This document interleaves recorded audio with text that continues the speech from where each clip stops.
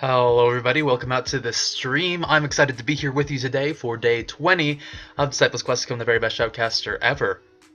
I am here with some pretty good players, and you can see for yourselves when I hop right over here to our client where we will see everyone there. Over on our blue team, we have in the mid lane Bobkin XD playing Twisted Fate, Loco Dodo, who is actually DontMashMe as AD carry playing Sivir, supported by Chauster, May 2nd on Teemo in the top lane, and Jastrow playing Nocturne in the jungle.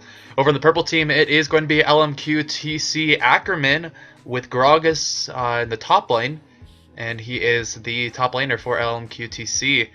And on his team as well is No Name, their jungler, who will be playing Ziggs in the mid.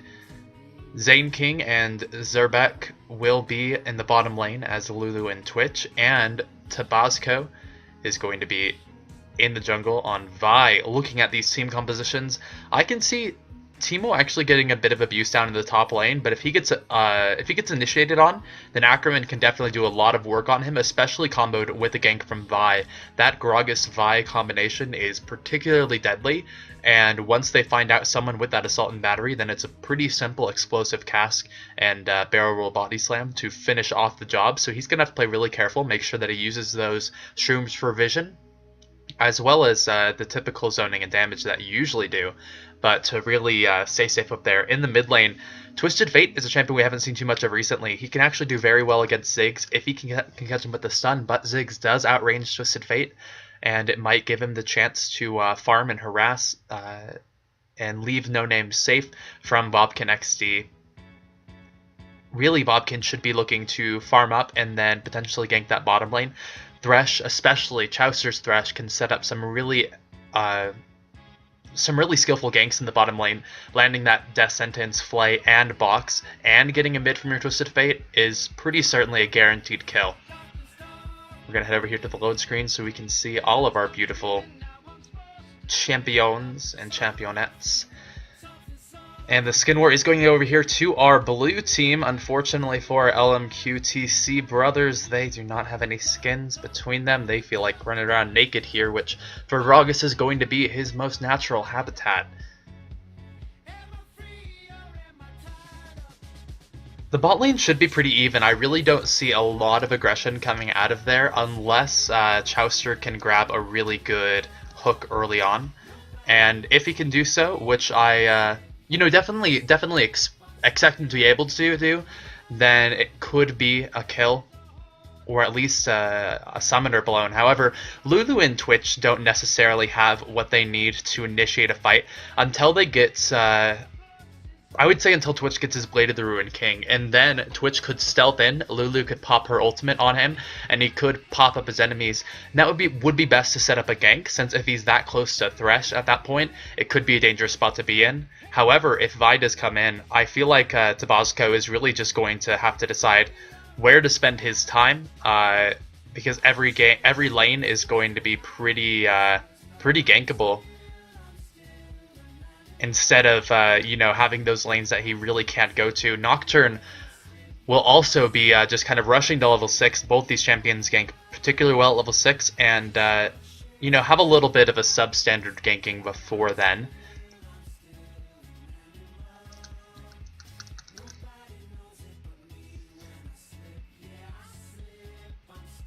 Ackerman's going to be waiting up in that top bush, and I'm interested to see if we do get Teemo wandering in there. May 2nd should be able to get off a lot of abuse early on, but like I said, if Ackerman is left up to his own devices, he'll most likely be building a little bit tanky, being up in this top lane.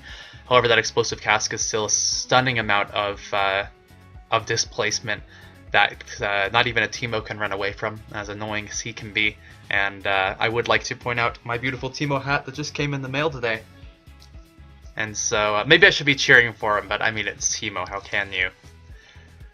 We'll be seeing the purple start with red on the blue side and blue on the red side. Just both taking their lower half of the jungle and then moving up. They could look towards their mid or top lanes for the first gank, but with these junglers, I don't really expect them to do a lot of ganking early. Like I said before, they will probably just take most of the jungle creeps, maybe come into lane if there's you know, some easy pickings, or if they suspect that, you know, Nocturne could come top, then Vi could certainly go to counter gank. I'm not too sure where our first... Oh, here, let me go ahead and adjust this so we can go ahead and compare everyone on the map. Zenking and Zerbeck taking a bit of abuse early on, but they are able to turn it with their poke, which is going to be pretty strong and really their best tool to survive this lane. But they're actually now going aggressive. I'm surprised at how far in they've been able to go here, with Twitch taking out a lot of damage early on to both Locodoco and Chauster. Zenking playing far forward, grabbing this level advantage early on. They were able to really abuse that, despite Chauster and DontMashMe zoning early on. If I call him Locodoco every once in a while, you can forgive me. I'm sure you understand why I might be confused there. The farm is going pretty evenly. However, Zerbeck is going to pull ahead here. Oh, wow, that's Ackerman going in aggressively in the top lane. Grabs the first blood out of there with the Ignite and the auto attacks and does survive that. A really solid start up here against the Teemo, popping both his flash and his barrier. And, you know, against the Teemo, not only does that make you a happy camper, Zerbeck taking out a kill onto DontMashMe. Now Chauster left in a 2v1, forced to flash away. Zenking flashes after him, gets the vision there, pops the slow for the Glitterlance, and Zerbeck is stealthing in there. He does have increased movement speed when he's in that stealth, but he does pop out. There is the Venomous Cask. That's going to be a slow onto him, ticking down with the true damage. Glitterlance lands, and Zerbeck finds the auto attack onto him. Zenking taking the kill there. But 3 early kills for the red team is going to put them up to a nice start. No Name continuing to just spam out in this middle lane. He's both ahead on health and mana, though, which is exactly the advantage that Ziggs can take in this lane with his range as well as his natural wave clear. Twisted Fate has some good mana sustain, which unfortunately he can't really use right now in fear of the Ziggs bouncing bomb. But when he uses that, of course, he just doesn't have the wave clear that Ziggs gets from that Q. And like we've seen, the junglers are really just staying in the jungle. Tabasco did come down to try and cut off Chauster if he were to run top, which was a solid move from him, but he didn't need it, and his team still got the kill, and they're just both going to be farming it up. Tabasco's a little ahead, but they're both going to hit level 6 at around the same time, which is really where they can make something happen, and there's a lot of pressure on Jastro at this point to get into a lane and make something happen. May 2nd falling low there to Ackerman, who has a big auto attacks, the barrel roll, taking out a huge chunk of his health. A lot of times Gragas can rely on his auto attacks for damage in that matchup, which is one thing that Teemo has going for him with that blind. However, it's not going to be enough at this point, especially with that early Fiendish Codex. There is the Fear Tether going down. It is going to land the Fear on the Ackerman, but he returns with the barrel roll. Does a lot of damage to May 2nd. Is running away, though, and is going to be able to get away freely, taking a lot of damage in return, but ultimately not losing his life, and he is almost double the CS here of May 2nd.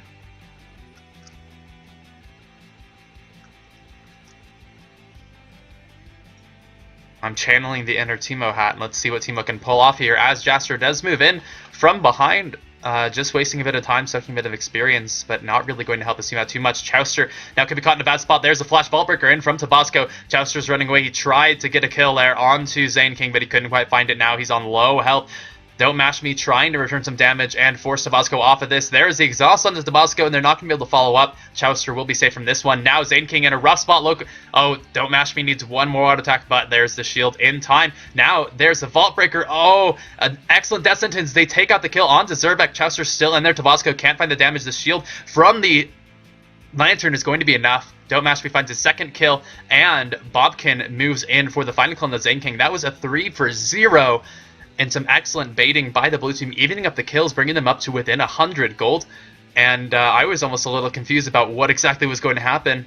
And I feel like our red team was as well. They were not expecting that death sentence out of Chauster or the damage out of DontMashMe. And it did result in a kill. Now there's Bobkin XD going in onto No Name. He lands the Ignite there, now going in with a lot of auto attack damage. There's going to be the Boomerang Blade in to help for the assist. Bobkin taking out the kill with a final auto attack. No Name caught up in a bad spot there. Did not have his flash since he had burned that earlier. Now Zerbeck moving in on the Chauster, has the poison damage down. He has the expunge. That's going to be the kill. Staying around a little bit too long against the Twitch is never a good idea. That'll help him get up to his Blade of the King a little bit faster, and that'll really be his maximum assassination potential once he hits that point. However, Sivir should be pretty good against that. She can try and shield up that expunge, or at least the venomous cask, and avoid that slow and the couple stacks of poison from that one. Ultimately, that matchup isn't going to be so much between the champions, though, as it will just between the team compositions. And Sivir's ultimate will synergize very well with everyone on her team, really, to help them get the positioning they need to land their abilities and their auto attacks, since everyone on the team has some benefit from auto attacking the enemies. No Name coming down here, going to grab out the blue buff. That's their second one from the red team, and that'll certainly keep him up in the mid lane, help him come back against that kill disadvantage. And the boost of mobility actually picked up here by Bobkin XD, an interesting choice. He just really wants to be able to run in there and land that stun, since it likely will come after... Oh, wow, Ackerman coming in up here. May 2nd going to finally come out of stealth. Ackerman goes for the barrel roll, but it's going to miss that. And May 2nd puts out a lot of damage onto him. A good move from Teemo. Now Bobkin XD coming in here, lands a stun card. May 2nd goes in onto him. The damage is coming down to Ackerman. He tries to turn around on May 2nd, but he's not going to be able to. He's going to fall here to Bobkin XD, and he acknowledges his fate. The Nocturne ult came. The first half did, but the second half of the follow-up was definitely not there. And that will be down for actually quite some time now. Oh, now Twisted Fate ulting in up top, and that could be Tabasco stuck in a rough spot. Chauster taking up some turret shots. The stun comes in, and there's May 2nd grabbing the kill up there. Our first kill for Teemo here. 1-1-1. Pushing this up into the lane will deny a bit of farm to Ackerman, and will really put them in a much better spot than they were in before. Blue team really overcoming that 0-3 start that looked very disheartening for everyone involved. Death Sentence landing on the Zerbeck is going to be a lot of guaranteed damage on there. Holy cow, I wasn't even expecting that much. But that early BF sword here from DontMashMe is really assuring some lane dominance there. Chauster and DontMashMe turning it around after those early kills onto them. Chauster with 2 deaths, doing a really excellent job of making things happen and getting DontMashMe ahead. Death Sentence lands onto Zane King. A lot of damage goes on. He goes in, but there is Tabasco from the side. They do find the kill onto him. DontMashMe flashes in, which could be a mistake. And the Lantern comes just a little bit too late. He's not able to take it out. He might have been able to escape with Bobkin XD coming in from the side, but that will be the second death there for DontMashMe. Really just giving Zerbeck a chance to catch up and farm, since he had fallen a bit behind. Ackerman going in here, going to run it into a Shroom. May 2nd has red buff on the Ackerman, and this should be his second kill there if he can continue up there. There's a Shroom in that bush as well. Oh, Ackerman dies in mid-air, and that is the pain of playing against Teemo. I'm sure Ackerman is just shaking his fist at C9 there.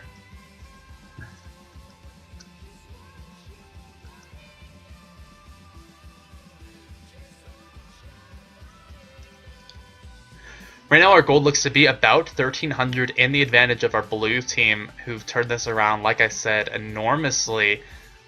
Tabasco, are you going to look to go in on the May 2nd? He is, with a bit of auto attack damage, but he has to turn around. That red buff and the blind going to do work on him. The poison taking him below half health.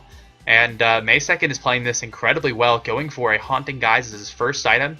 Going to have a solid AP build up top, which shouldn't be too bad for their team, especially against an AP top laner. Sometimes it can hurt to not have enough attack damage, but with a Nocturne jungle going for an aggressive build with that Spirit of the Lizard, it certainly should be a well-balanced composition for them. Thresh with the Nomad's Medallion going to pick up the... Oh, the first turret going down in the bottom lane. He's going to pick up the Talisman of Ascension, which, again, will really help out his team. Comboed with the Sivir ultimate will give them a tremendous amount of movement speed and really enable them to run around the map and around team fights. Twisted Fate really just going for the full attack speed here. He's going to have it from his boost mobility, from Sivir, from Thresh, and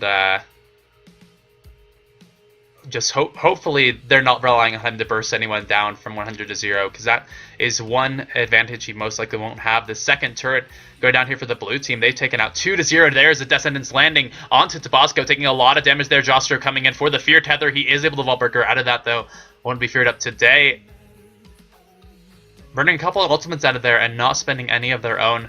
Going to put them in a lead here if they choose to go for the Dragon. Bobkin finding the kill on the Ackerman up top, and he's having a rough time in this top lane. 1 and 3 with a good amount of farm, but not enough to make up for those deaths. Zane King caught out here, has the box slow onto him. There's the Lantern coming and back on the Don't Mash Me. Jastro takes the last hit with that Paranoia. Jastro now taking a lot of damage. Tabasco is able to come in with the Expunge finding the kill. They still have battery in on Chauster. They might have gone a little bit too far. Chauster's falling low. The flash in from Zerback going to find the second kill of that fight. Bobkin and Don't Mash Me just forced here to defend, with Teemo split pushing him to the top lane, looking to take their third turret of the game. Won't get on this wave, but might be able to get it in a couple more. He's just focusing on his farm right now. A little bit ahead of Ackerman, but going up for that Liandry's Torment, which synergizes with his Shrooms so well, since it'll be an astounding amount of damage over time on each one of those enemy team runs into.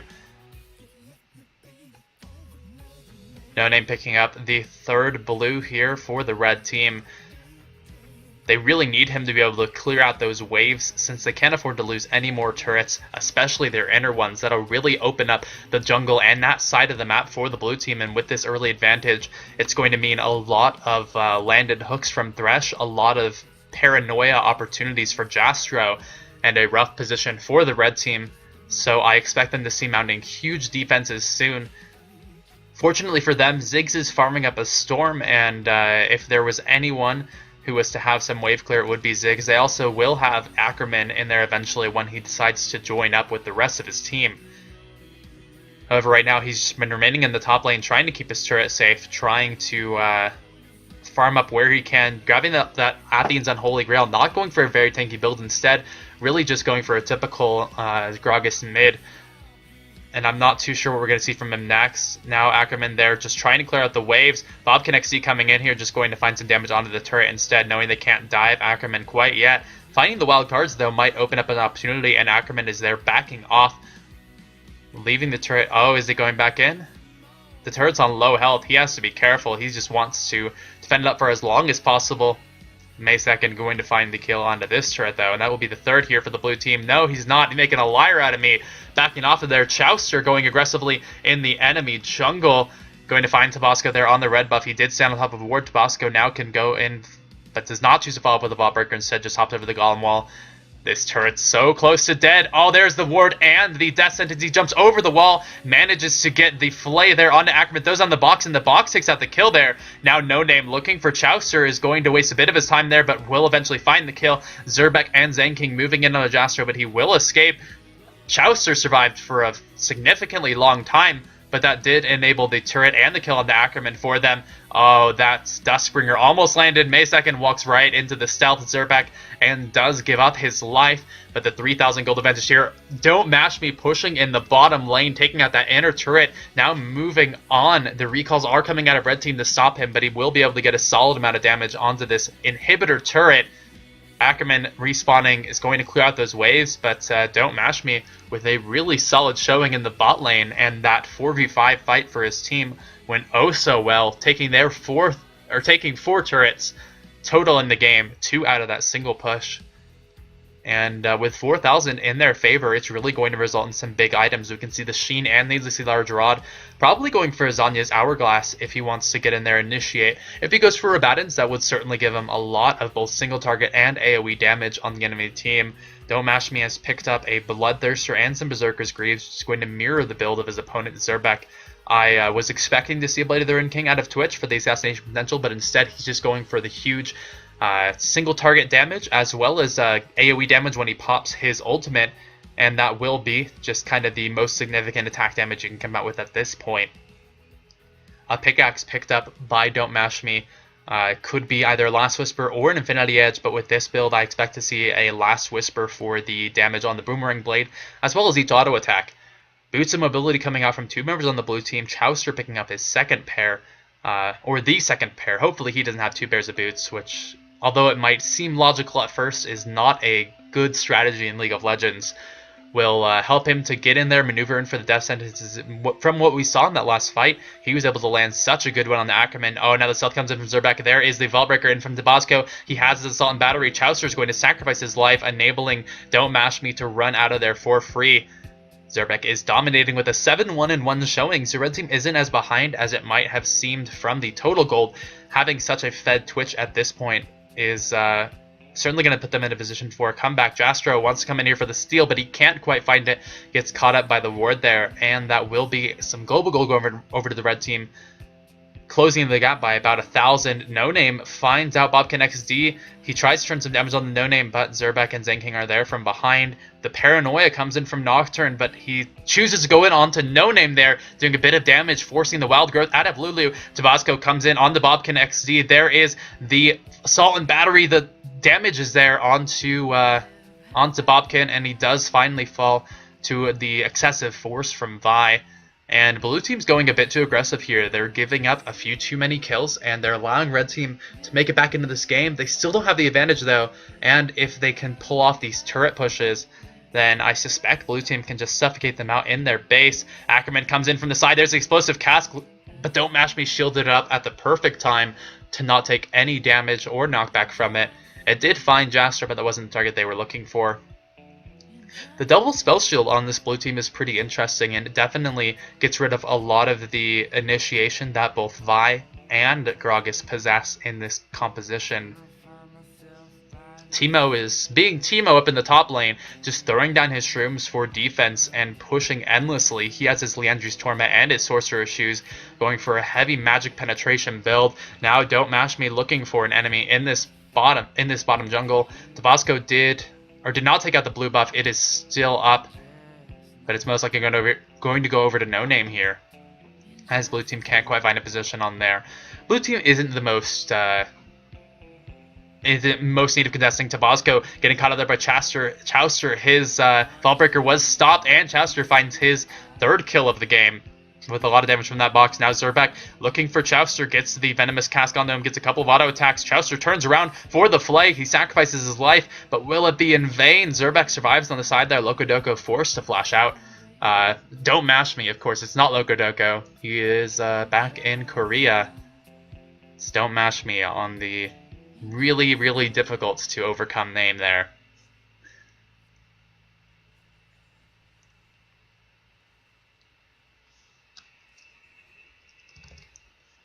It's interesting seeing the AP Teemo top in this meta, just because it fits so well in C9's composition in the mid lane, being able to both extend your shrooms over to either side of the map, but as long as he's against a relatively squishy champion like Gragas in this point, it works some wonders, because he can continuously find damage and take a good chunk of his health with his shrooms. If you were against someone tankier, I don't expect it would work with quite such effectiveness, but he's certainly finding it here.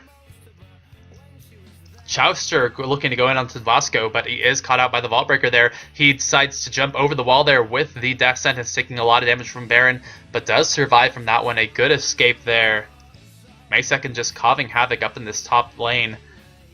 Continuing to farm up, he is going to be up at about 162 at the end of this, but isn't catching up to No Name, who has an incredible amount of farm at this point, with 196, almost hitting 200.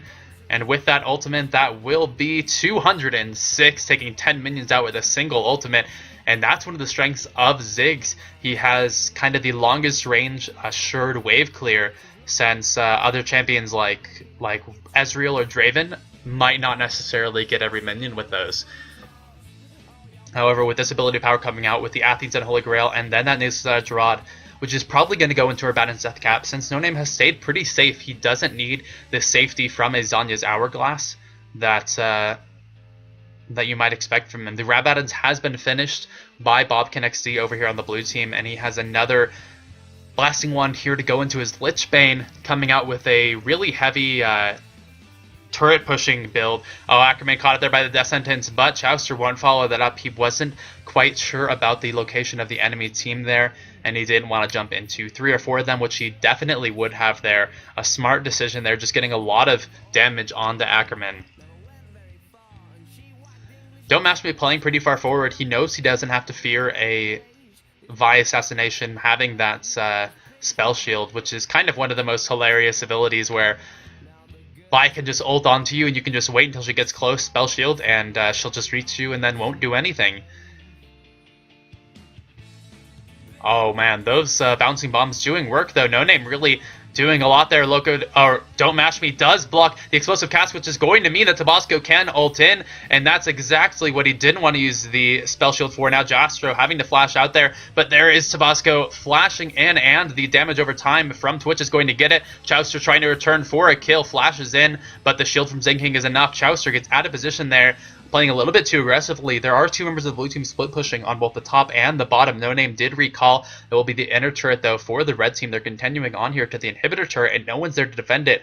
Teemo and Twisted Fate doing their best to push down, but they're going to give up an inhibitor for it, and I'm not sure it's going to be worth it for them. DontMashMe finally spawning, going to do what he can, but he can't get too close.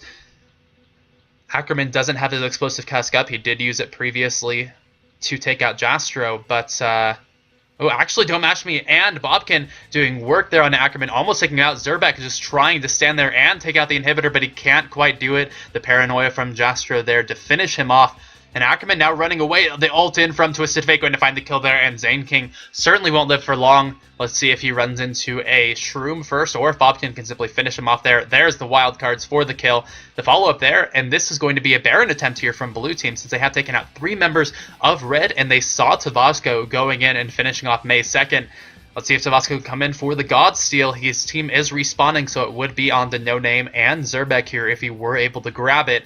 Tabasco does not have any vision of there. There is a pink ward to stop him, so he's going to walk around the side and walk into 2 Shrooms.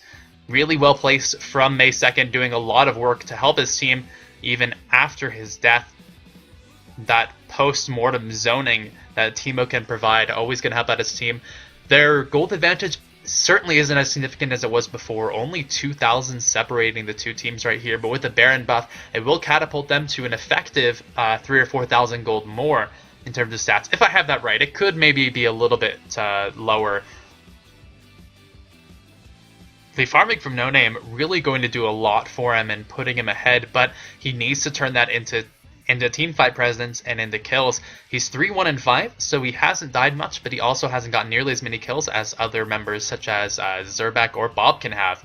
And once he can turn that into a bit more for his team, it could certainly see a turning around for the red team, but the momentum is for blue certainly, as long as they have this Baron buff and the turret advantage. May 2nd finding a lot of damage on Tabasco there, grabbing up the Athens and Holy Grail as well. He's going to be able to throw out consistent Shrooms and have quite a few blinding darts in fights when he needs them. A blinding dart on the Zerbeck would be impressive, especially with that spray and pray causing every one of them to miss. May 2nd continuing to split push this top lane, just taking his position up here. And he doesn't have as much farm as you might expect from someone who's been split pushing for this long, but for all the time he spent moving around, shrooming up the map, it's certainly a still decent spot to be in. 25 minutes in, we see anywhere from 150 to 250 farm on these champions. Zerbeck really falling behind, has a static shiv and a bloodthirster, but doesn't have the crit damage from that Infinity Edge, doesn't have the sustain or assassination from a Blade of the Ruined King. Grabbing that Bloodthirster, though, it's very unlikely he would get a blade out of that one. Now May 2nd finding Ackerman with a lot of damage. That Leandri's doing work on a high health champion such as that without any resistances in his items. No Name and crew here forced to defend up, but they're not going to be able to do it for long. There's DontMashMe finding the kill with May 2nd just shrooming up that jungle continuously. No oracles here from the red team since you know, there's no oracles in the game. That item has been removed. They're going to be forced to get those scanner trinkets, of which they have 2, both on their jungler and their support. And once they upgrade into they both have the greater lens here, so they will be able to disable the team awards, but they won't have the true vision that you get from the oracle's lens, which is the 475 cost upgrade from those items. DontMashMe is going to get pretty large here with a Zeal Bloodthirster and Last Whisper. He has some intense auto attack damage as well as some really good damage from Boomerang Blade. It falls off later into the game, but with a short animation, it's always worth to throw it out. It's not like Champions where you should forego the ability in favor of auto attacks, like maybe Varus charging up that piercing arrow. With Sivir, it's such a quick ability that you can throw it out and immediately go back to auto-attacking using your Bouncing Blade to get out some massive attack speed, synergizing with your ultimate.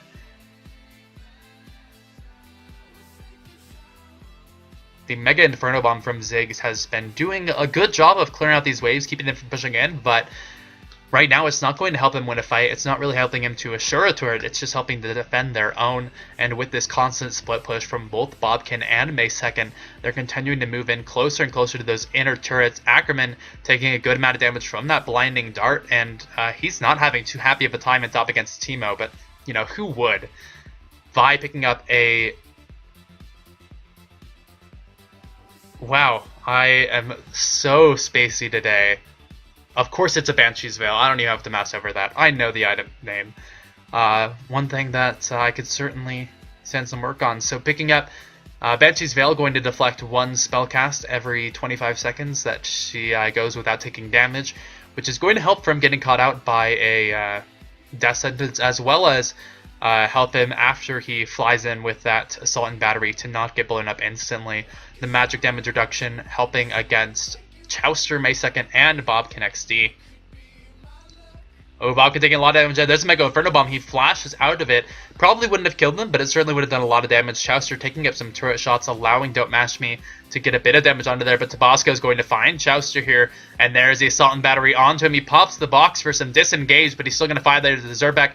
Paranoia coming in from Jastro, going into the 1 versus 4. DontMashMe is there from the side, but he's not going to be able to do enough. Zerbeck taking out the double kill. Bit too much aggression. However, they did leave the top lane open for Bobkin and May2nd to push down on it, but they're not finding the turret quite yet, and they have to back off of this, giving Red Team the time to transfer around. The Shrooms there in the base, keeping Tabasco off for a second. Ackerman able to clear off the waves and force May2nd back. Look at these items. Zidania's Hourglass was just finished there by Bobkin XD. There is a Phantom Dancer as well from DontMashMe. Loco Doco caught out here. DontMashMe caught out here by Zerbeck. There's the ultimate in from Twisted Fate, but he ults too far behind him and now has to run and try to catch up. The explosive cast catches on, and Bobkin will find the kill, but did lose his AD carry.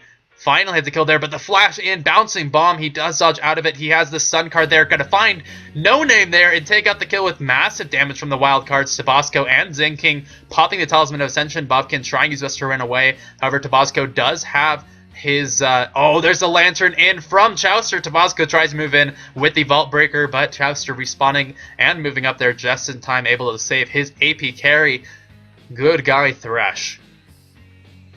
This is proving to be a really interesting game, a lot closer than it feels like at some points. There are some points where it just goes overwhelmingly in blue or red team's favor, but hey, that's the beauty of solo queue here. Oh, the explosive cast on the May2nd. He's going to run away up to the top here, looking for the Lantern from Thresh. He finally takes it there. The wild growth from Lindley was there for the knock-up, but it was a bit too late as May2nd did escape in time and move immediately up to the top lane for a bit of split pushing and farming.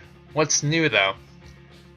No Name about to hit that 300 mark, a little bit more than 30 minutes into the game, is a solid spot, but like we've said, he's doing a lot of damage in these fights, but he's not able to turn it around. He's simply able to stave off the impending invade. May2nd really needs a bit more health before he goes into anything. Jastro finding a bit of damage on a No Name. There is the really weird animation there from the double scanner trinkets, finding a lot more wards and traps than I believe were there. Oh, and the Shrooms finding good amounts of damage onto both No Name and Zerbeck, forcing them back to heal. There are four now home guard upgrades. I was almost a little unsure if King had the captain upgrade, but we're not going to see that yet. And I'm not sure we'll ever see that, even though it would be a whole lot of fun to see from a very fast Lulu with the Talisman of Ascension running in there, leading the charge. with picks in command. Blue team is going for the Baron attempt. Jastro and May 2nd trying to duo with Chauster coming in for the help. But there is the ward in there that isn't spotted there by the scanning trinket. Now May 2nd getting blown up there. The Mega Inferno Bomb forcing the flash out of him. But Chauster isn't so lucky. Ackerman flashing in for the explosive cask. Can't find the kill on the May 2nd, who fell low, but not low enough. Now red team going for the Baron here. Might trade their bottom turret. Zerbeck trying to defend that against Bobkin, but we've seen how low he can be taken. Tabasco forcing off DontMashMe. The ult coming around from Bobkin. Let's see who he decides to go in onto. There's DontMashMe finding the kill. Oh, Bobkin did come up on top, find the kill on the Zane King as well. DontMashMe running away from No Name and Ackerman taking a lot of damage, shielding it up with the barrier, turning around on the No Name. Now Ackerman not able to continue on the Logodoko. Bobkin taking out the Zerbeck. That's going to be the 2 versus 5. Ackerman's the only one left up. He doesn't have his ult. Bobkin is going to spot him. The paranoia in from Jastro, finding him, and May 2nd right around the wall. That was a 2v5, turning it into a full ace for the blue team, and every member of blue team is up now. That Baron was quite unfortunate. They did take it, but then they lost every single one of their buffs after they all died. DontMashMe playing that excellently. Ackerman making a big mistake there by not continuing on the Logodoko there. Instead, he fell back to a point where he couldn't do anything instead of looking for that kill. And maybe he couldn't have found it, but not trying was, I believe, probably the worst outcome there. May 2nd just popping that Banshee's Veil out of Tabasco. May 2nd, Jastro and Chauster going to take out this inhibitor with Bobkin working on the top one. Tabasco moving in with a menacing stare towards Bobkin. Now DontMashMe just here in the bottom did slay the dragon and is going to be able to push out this. Now the huge gold advantage for the blue team. No Name did find May 2nd. Jastro is going to sacrifice himself for the safety of his carries. No, he takes the lantern across from Chauster, who is always there at the perfect time. DontMashMe finding, shielding up the explosive cast. Now Ackerman in a rough spot has to body slam away. Tabasco is there a little bit too late and can't quite go in onto DontMashMe. He did take out that final inhibitor turret. One inhibitor down, one inhibitor low, and another one exposed there in the bottom. Blue team really taking commanding lead in this game, have a 7,000 gold advantage here with 6 turrets in their favor. Oh, Bobkin going to go in here for the back door. Let's see what No Name can do to stop him, though. He has the bouncing bomb. There is the cast. What? No, that's not what his abilities are called at all. The satchel, of course, knocking him back. DontMashMe, though, finding a solo kill on Ackerman in the bottom lane. Almost does some damage to that inhibitor, but is forced back, of course, by the 4 members of the red team in their base. Now 7,000 gold here to the blue team. And 2 inhibitors down. Really a good position for the blue team. One of their inhibitors is exposed, but they don't really have a lot to lose. Even if they were to be aced, I'm not sure red team could finish it off in time. But who knows, maybe we'll see me eat my words, as they do have a rather fed Ziggs with 319 farm. He has the Void Staff, Ravadans, and Athens and Holy Grail. That Nilsiard's Rod will probably go into Azania's Hourglass, since I don't expect to see anything like a Deathfire's Grasp out of here. An interesting pickup for Bobkin XT. He has the Nashor's Tooth as well, so some really good auto attack damage as well as turret taking ability, since every auto attack will scale with AP naturally against turrets. Once your ability power is above your attack damage, you get a certain percentage of that as a bonus on turrets. Combined with the Lichbane, it's a turret master build, and so who knows, we might see the most epic backdoor of the century on the Nexus. Chauster just trying to cause some trouble up here, but has to be careful against 5 enemies. Bobkin pushing up in the top lane, does have his ultimate in for any potential kerfuffles happening in the base. At this point, though, they'd have to be full-on brawls, as red team is just fighting desperately for their base. They don't want to lose this. They want to be able to get back up to Diamond 1 and Challenger, where they belong. However, right now, this strong showing from blue team really doing work to keep them out of it. Jastro trying to move in, gets a single auto attack there, but could have gone a little bit too far. Tabasco moving in with the excessive force. There's the explosive cask on the Jastro, not doing too much damage. He decides to stay in. May 2nd, forced back, is going to be in a pretty safe spot. as Bobkin moves around to join his team here. There's the Talisman of Ascension and the ultimate. Now Zerbeck caught out by Jastro there. The Mega Inferno Bomb, though, finds Jastro, and the barrel. No, the Lantern around. He's still going to fall, though. Blue team being taken rather low. 3 members of them dying. Bobkin tries to get in here onto the enemies. They do find the kill. Oh, wow. Actually, Bobkin does grab the kill on the Ackerman, and he doesn't manage to take him out on time. And Bobkin is still alive alongside DontMashMe here. Zerbeck tries to stealth around for the assassination. He finds 1 kill on the Bobkin. Tries to find the second one on DontMashMe, but he is taken down in time. DontMashMe's on fire here. Unstoppable finds the kill there on the Zane King. Now trying to turn around onto Tabasco. There is the turret going down. Tabasco on such low health. The second turret falling as well, and DontMashMe might win this game single-handedly. This Nexus is going to go down. That is going to be the good game, and DontMashMe finishes off the game as Sivir in 37 minutes. Really, really good play in that last fight, losing everyone, but managing to stay alive himself and closing out that game here. Nope, that's the right overlay. So, thank you all for coming out to the stream. Remember, when I upload this to YouTube, that you can comment on what you think I need to work on. I know I forgot the name of Banshee's Veil, which is pretty ridiculous since that item's been around for forever. However, if there's anything else you think I should work on, go ahead and comment on it, and I will work on it better because I want to become the very best shoutcaster ever. Now, also remember, you can like me on Facebook, or follow me on Twitter. That's where I announce what I'm up to, and on Twitter I always announce when I'm streaming without fail, and so you can come out, join the stream, watch it live, and then go ahead and watch the YouTube video once I upload that later. I stream every single day, and I hope to see you there.